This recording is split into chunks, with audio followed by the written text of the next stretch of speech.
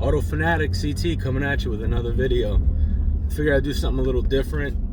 I'm doing a one-on-one with you guys here, little driving video. Currently in my 17 M3 Comp, Fire Orange 104, as you guys already know. And I just wanted to give you guys my thoughts and impressions on the car a little bit. I've had it since the summer. Really enjoyed the car. More than I can even explain, and just got some work done to it. I just had the rear differential bushing was starting to act up a little bit.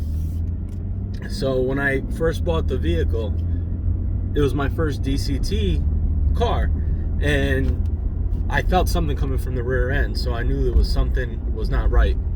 So I had a brake fluid flush done at my job. I am a manager at a BMW dealership. Just in case you guys didn't know, that's how I get all these amazing vehicles to show you guys. But long story short, lo and behold, the stock rear differential bushing was no good. So I ordered the updated and upgraded OEM polyurethane bushing that came, I believe, in 2018 and up. So I just got my car back yesterday, and I'll tell you, it's been night and day difference. I don't hear that thud coming from the rear end anymore. As I learned to drive the vehicle with the thud, I learned how to actually drive it without making the noise. So I would let off the throttle a little bit here and there, but I knew it was going to be a huge job. So I could have taken the vehicle somewhere else to get it done a lot, cheaper. But I figured, just let's do it the right way. It's an amazing vehicle. Let me make sure I get it receipted, documented, done properly, and I couldn't be happier. I'm glad I did. So I'm finally getting a chance to enjoy my F80 Comp with the upgraded differential mount. And I will tell you guys, if you have an issue with your M3 differential bushing in the rear end, please make sure you get it done. It's very dangerous. When the bushing came off, I mean, I could literally move the bushing, the center portion, which is like metal, and the rubber bushing was cracked all around it, and I could move it with my finger. It was incredible how bad it was. I couldn't believe what I was driving with. So make sure you guys check that out. If you feel that weird thud coming from your rear end on your M3, get it done. I do have my 21 M340 at home. That's my daily driver. And I have my 17 M3 Comp. And the question I always get is, which one do you like better? And unfortunately, I really can't give you an answer, because they're both weapons in their own right. And it's very difficult for me to make a choice. It's like having, two kids. You love them both. They both do, they're great at different things, but you can't really make a choice. And not really sure what I'm going to do, because as you guys know, if you look through my channel, you'll see that I've had multiple vehicles, different kinds. I've had everything from Audi B8, B8.5s, S4s, Boss 302, E92 M3s, F80 M3, the M340. I've had all kinds. I mean, if you really go deep back into my videos, you'll see I've had 98 Cobra in chrome yellow. I had Fox bodies. I've had B5 S4s, all the way up to stage 3. I cut my teeth on Hondas, actually. That's where it all started. The Honda and Acura scene in my early 40s. So if you go back in time, that was the height. That was the peak. So now I've kind of, upgraded, and, I'm in a different place in my life that affords me to be able to do, and have such things. So, again, I just wanted to kind of talk to you guys about my love for this car. It is incredible. It's a showstopper. I'm rolling down the street. I mean, people are taking pictures and videos and commenting all the time. It's not often you see an F80 M3 and Fire Orange. People ask me if it's a wrap all the time. It's not. It's an individual paint, extremely rare, especially if you break it down to the F80 M3 and 17. Now you're talking about a comp, because there were some standard base M3s that came out in fire orange if you individually ordered them. But then now you add a comp into that, and then you add all the not the pictures, but the options that were done to the vehicle when it was first ordered. I mean, it has a carbon exterior pack on it, executive pack, cold weather pack. I mean, this car for 2017 had over a $90,000 MSRP sticker on it. So incredible. I mean, I sell M3s now. I'm talking about 2023 X-Drive comp M3s now that are pretty loaded, around $83,000. Now, granted, there are markups and things like that, but I mean, the window sticker, the MSRP is $7,000 less for an M3 X-Drive comp now than this car was back in 2017. So I mean, this has the shades in the back. You could see it actually. If you look back there, you see my rear shade is up. It's automatic. I'll hit it for you guys so you see what I'm talking about. See, it's coming down. I'll put it back up for you guys now. So this car has everything you can ever ask for, and I've done some really nice little touches to it. Nothing too crazy. It's completely original stock, never been tuned, never been modified, except for the Fortune Auto coilovers that were on the vehicle when I purchased it. All I did was I had the wheels redone. They were in a matte black and had some curbage and things of that nature. So I went back to basically the shadow line type, where the face is machined and then the inside spokes are gloss black.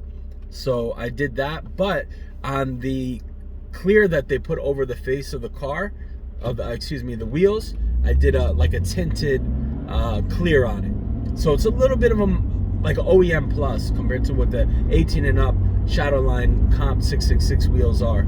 So I did that. Carbon fiber seat backs, red push button start. Again, this car comes with all the carbon bits inside. It has a carbon surround on the shift knob, around the DCT shift knob. You can go back in my videos and see that during some of my walkarounds. And you know, I have a 15mm spacer all the way around.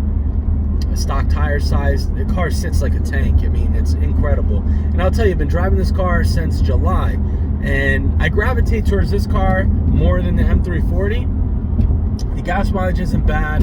The handling is different. When I get back into my M340, it literally feels like a Cadillac. I can't really explain it. Not to say that this M3 doesn't give me the comfort that I'm looking for, but I do love it. It is fast. I'm gonna be able to enjoy it now a little bit more with the rear diff bushing, you know, fixed and repaired. So again, my thoughts on the car: it's an incredible platform. I don't think this platform gets enough respect. Again, I did have an E92 M3 in space gray over the black leather with the carbon roof, manual, right before this, and I sold that because, again, I had 3 cars, as you can go back in my videos and see, and you know, coming up with the fire orange, I had to get rid of something, and I knew buying the F80 that the E92 was going to have to go, unfortunately. And I'm not going to lie, I miss it. I miss it a lot. And, you know, I kind of toyed with the fact of, you know, maybe I'll keep my M340. I think that's going to be a staple in the house. I bought it brand new. I modified it and optioned it from the factory the way I wanted. The M Performance exhaust, carbon fiber interior, which you don't find a lot of people have with the M340s. And, you know, Portimao blue over the oyster leather. It's literally has my name written all over it because I built that car from scratch. So I think that car has to stay, and I love the B58. I think it's phenomenal in gas. You get a ton of power out of that motor. Super reliable. But I think if I have to get rid of anything, I know I haven't had this long, but it would have to be this. It's just hard to put a number on what this car is really worth. I have about 50,000 miles on it. Super clean, nice, clean title. It's the Fire Orange 2 on over black leather, and it's in phenomenal shape. It's beautiful, and I know it'll be a major regret if I sell this car. But I was toying with the idea of maybe going back to maybe trying an E90. I love 4 doors better than 2 doors, even though I do believe that maybe the 2 door looks a little bit better than the 4 door M3. So it's debatable. It's debatable. But I would love to give the E90 another shot. It's just scary. You want to find the right one. The prices are out of control right now, and I would literally need to get a certain dollar amount for me to get out of this vehicle. I'm not going to just give it away. It's too special, and I know once this car is gone, the chances of me seeing another one, highly unlikely, especially with these options. So that's it, guys. So far, so good with this vehicle. Like I said, you know, I bought this car with probably about 47,000 miles on it, maybe 48, and it's been thousands of miles of trouble-free driving. I got about 51,000. I know I said 50, but to be exact, I got a little over 51,000 miles on it now. I do daily drive it. I live in Long Island. I do head to Connecticut a lot to see my family, and I've been to Boston with the car.